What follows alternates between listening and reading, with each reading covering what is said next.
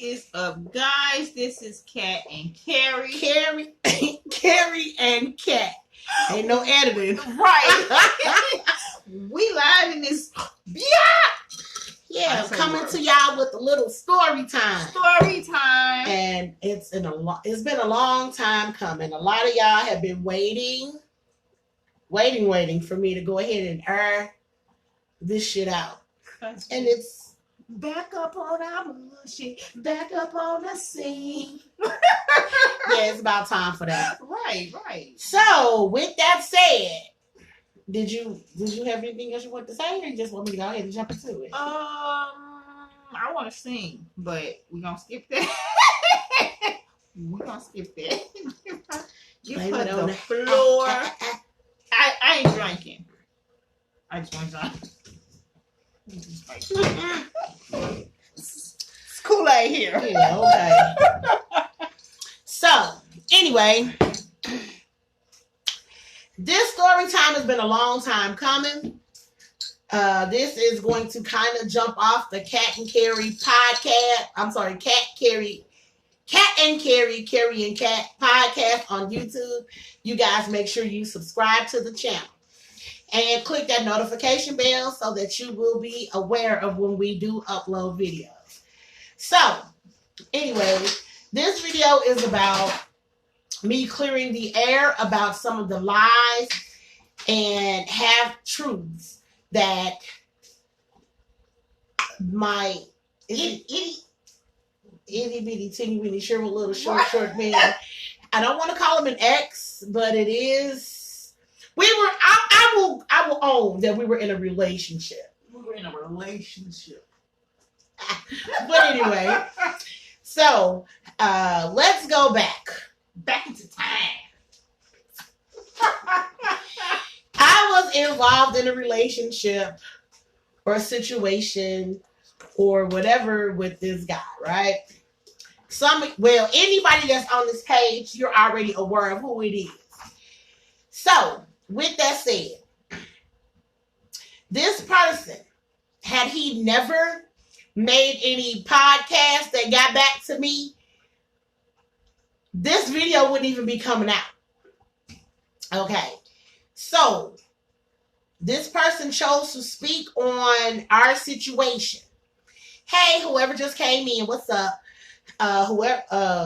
He decided to speak on what happened between he and I. However, he did not tell the truth. Liar! That part. He did not tell the truth about what happened with our final breakup, if that makes any kind of sense. Okay. So, I'm going to go ahead and go back. I started a relationship with this guy last September. And things were real heavy or whatever. It was heavy from the beginning. And not in a physical sense, because that never happened. But it's like, because I sat still for so long, I knew what I was bringing to the table and what I wanted out of a relationship. But anyway, fast forward. By November, he and I, we were spending pretty much every day together. If I wasn't at his house, he was at mine. And it got to the point to where I'm like, well, shit, we might as well stay together. Mind you, I've been in my house. My house is almost paid off. I have less than 3 years to pay on my house. He was in an apartment that I really didn't like being over there. But that's neither here nor there.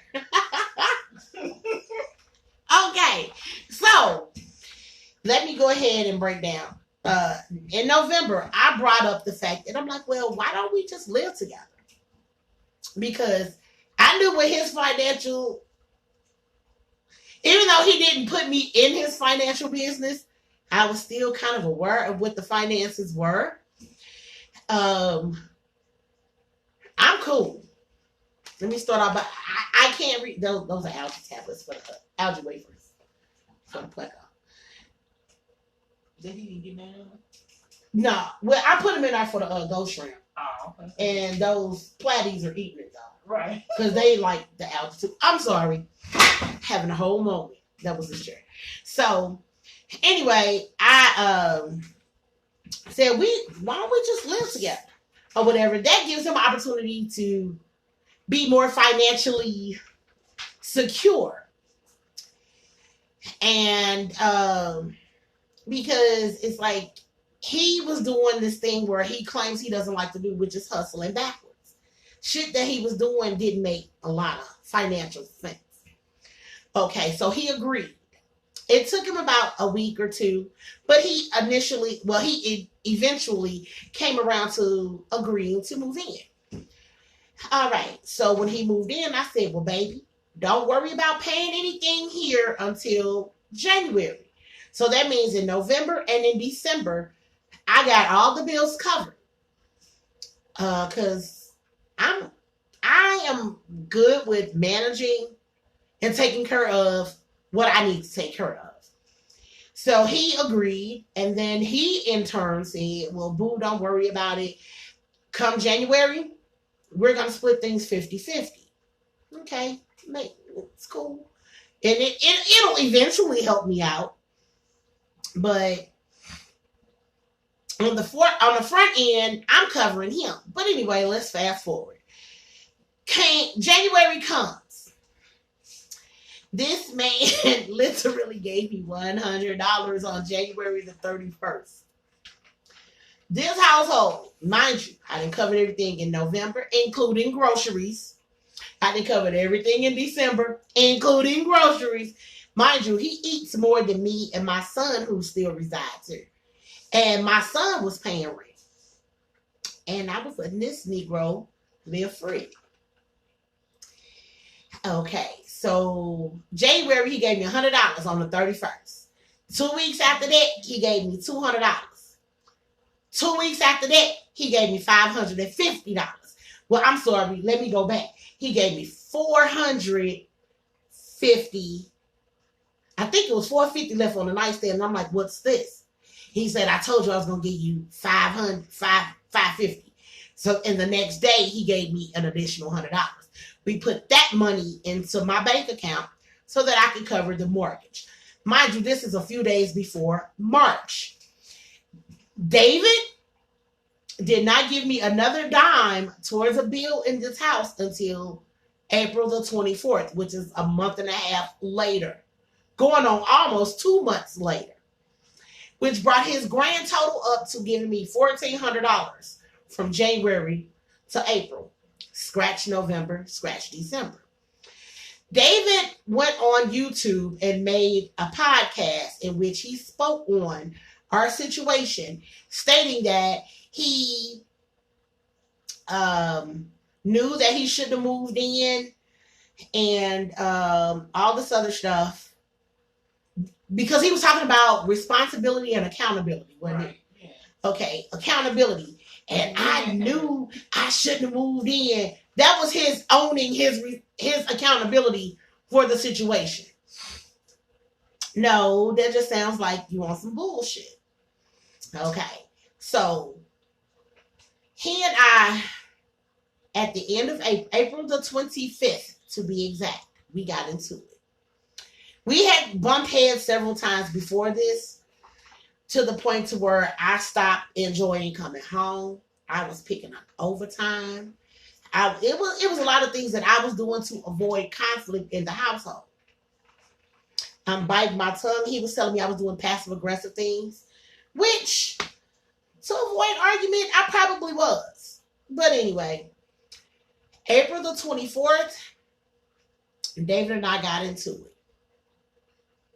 Because he started moving in a fucked up way to where I was just like, I can't no more. I went in the living room to have a conversation with him, and he was real cocky.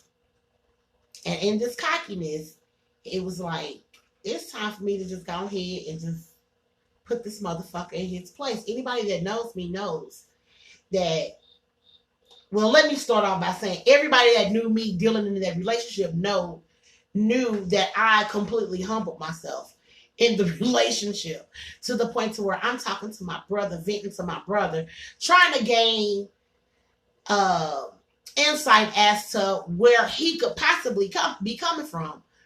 But anyway, so in this conversation on April the 25th,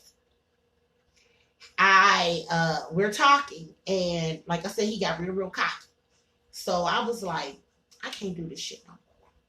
But before that, I pointed out some of the things that like, I told him that he wouldn't even have been in the position that he was in had I not basically covered him.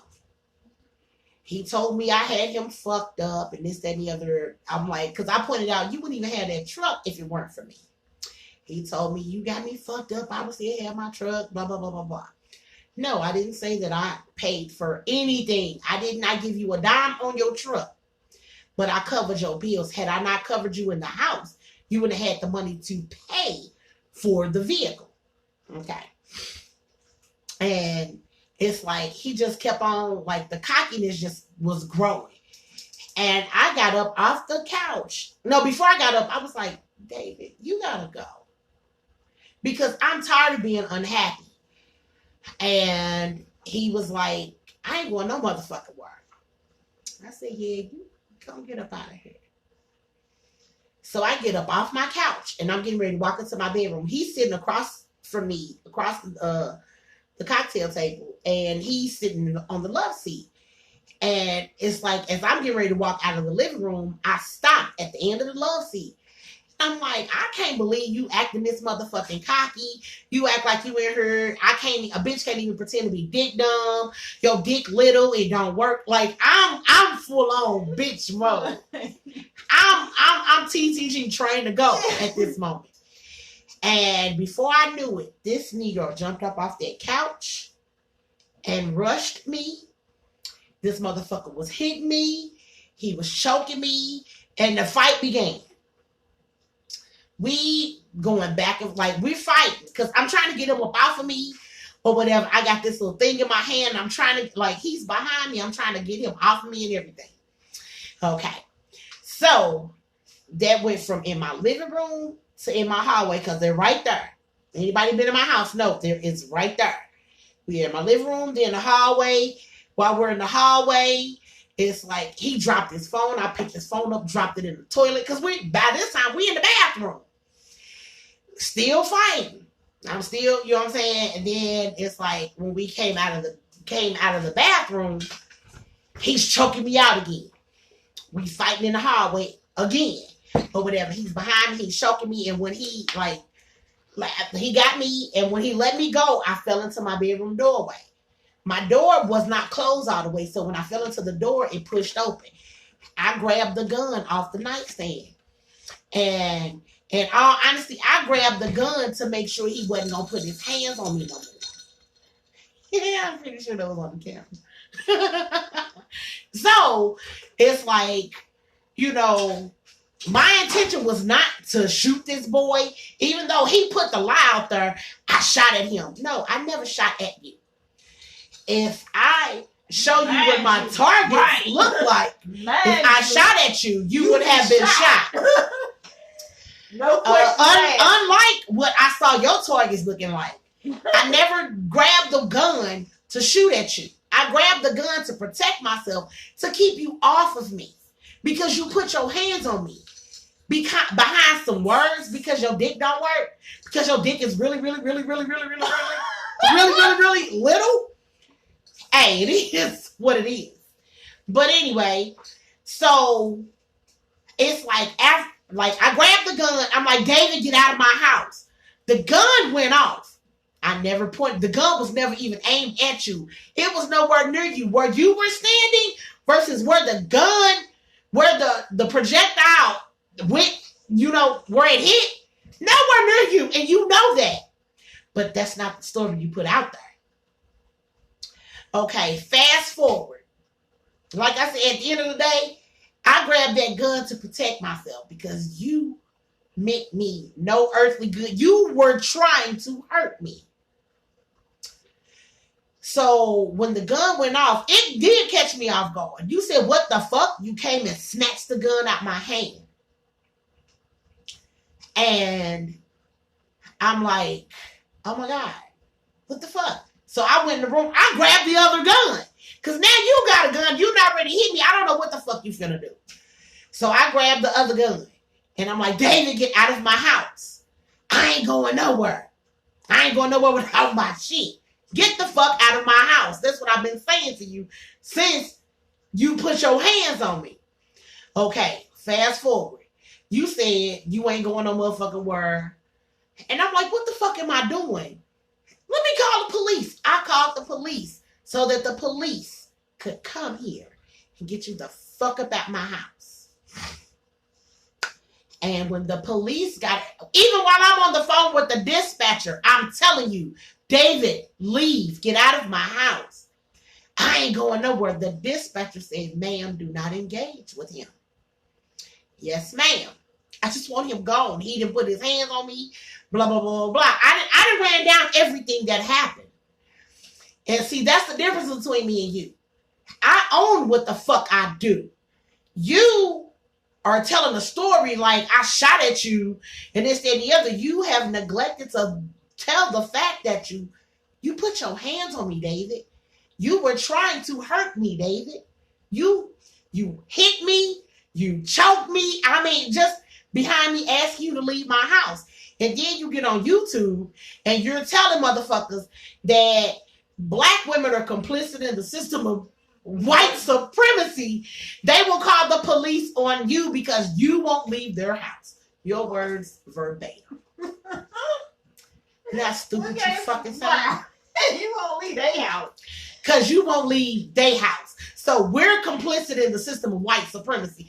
No, at the end of the day, this goes back to a conversation that I had with him. You don't protect your queen. But that's neither here nor there. Because at the end of the day, you know what I'm saying? Whether, and the thing is, we weren't even arguing. When I start snapping on your mans and how it is what it is, you took offense to that because a hit dog hollered. You know your dick is little. You know your dick don't work. At first I was saying that I was telling you I believe he was an incel, but now it's like after watching that thing on HBO, I think he's just intersexual. He has them unidentifiable sex organs, and it's like that's a whole nother story. But anyway, a few weeks, well, mid-August, you got some mail here. In July, you got some mail here. I texted you and told you had some mail here. Who is this? I guess I was supposed to feel away. Because if you deleted my number, whatever. I don't give a fuck. You knew where the fuck you were residing in March when you finally got car insurance for Liberty Mutual. So if I'm telling you got mail from Liberty Mutual here, you know who the fuck it is. But you said, okay, then you said, who is this? I never responded. You got some mail here mid-August. I text you, said you have some more mail here from Liberty Mutual. You said, who is this? I took a picture of the mail and sent it to you. You said, for whatever reason, do not contact me again. I said, change your address with Liberty Mutual. Problem solved. A few days after that, you went on a 15-minute tangent on Facebook discussing me putting all of my business on Facebook, in which prior to this video, people on Facebook didn't know anything about anything. Right. They just, I did record you leaving that Tuesday. You came to pick up your stuff. And I said, to be rid of a lying, abusive motherfucker or something to that effect. But I did mention that you were abusive because you were. And then not even that. A few days after, was that on a Tuesday or a Wednesday that I came to pick you up? After the second video where he spoke on me about 15 minutes, I think it was a Wednesday. Right, most likely was. Yeah. So even after I told you to change your address with Liberty Mutual, I'm still getting shit delivered here from UPS. No, was it FedEx or UPS? It was UPS. We went to the UPS store. Was it UPS? Yeah, we went to the UPS store because remember we went on Broadway. No, we went on in the Central West End. But your dad who knew that you were not staying here since April, decided to send you something via either, I think it was, FedEx. I mean UPS. And I took my time out to burn up gas, pay the park, to drop this bullshit off because you can't be man enough to. It's like you want conflict, you want bullshit to occur. I'm not on that type of time with you. I was done with you before you put your hands on me. But at the end of the day, I knew you didn't have anywhere to go. But me having a soft heart and he gave up his spot and blah, blah, because everybody was telling me to get this nigga out your house. He don't mean you no good. That's not what a relationship is. And I knew this. I've been in healthy relationships. It's amazing to me. I'm still friends with every last one of my exes. To the point to where a couple of them wanted to come touch you. But I talked to him. He ain't worth it. He's trash. God and karma will handle him. So, with that said, I know for a fact you've spoken on me on 2 of your YouTube videos. Don't do it again. Right. Don't let this video cause you to speak on me yet again. Because then I will really start airing shit out.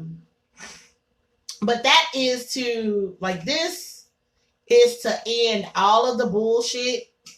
And please stop telling people or making statements that you broke my heart, Negro. No. I was disappointed in you, but you didn't break my heart. I was over that. Or whatever, for what it's worth. Because if he knew the truth. Right. I was over that. Long ago. Heart was not broke 3 times. 4. Just saying.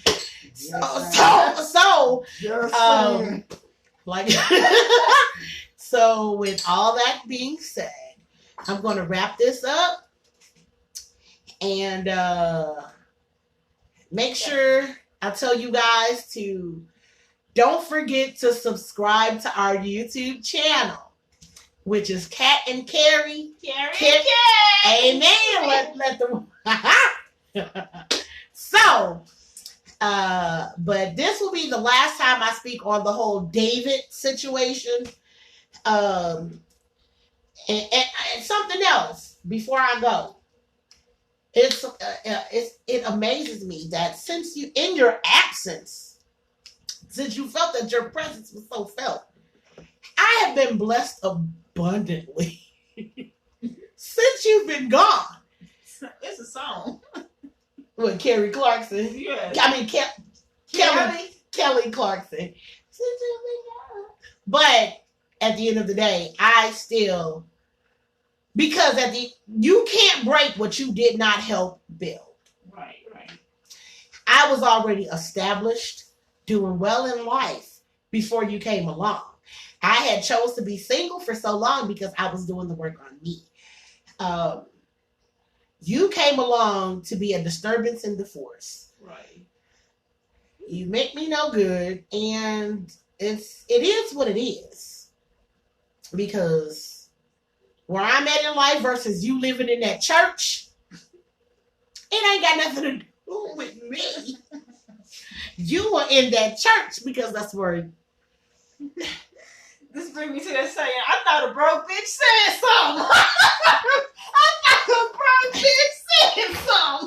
I thought a nigga with no dick said something. Sip. But ultimately, I'm gonna wrap this up. I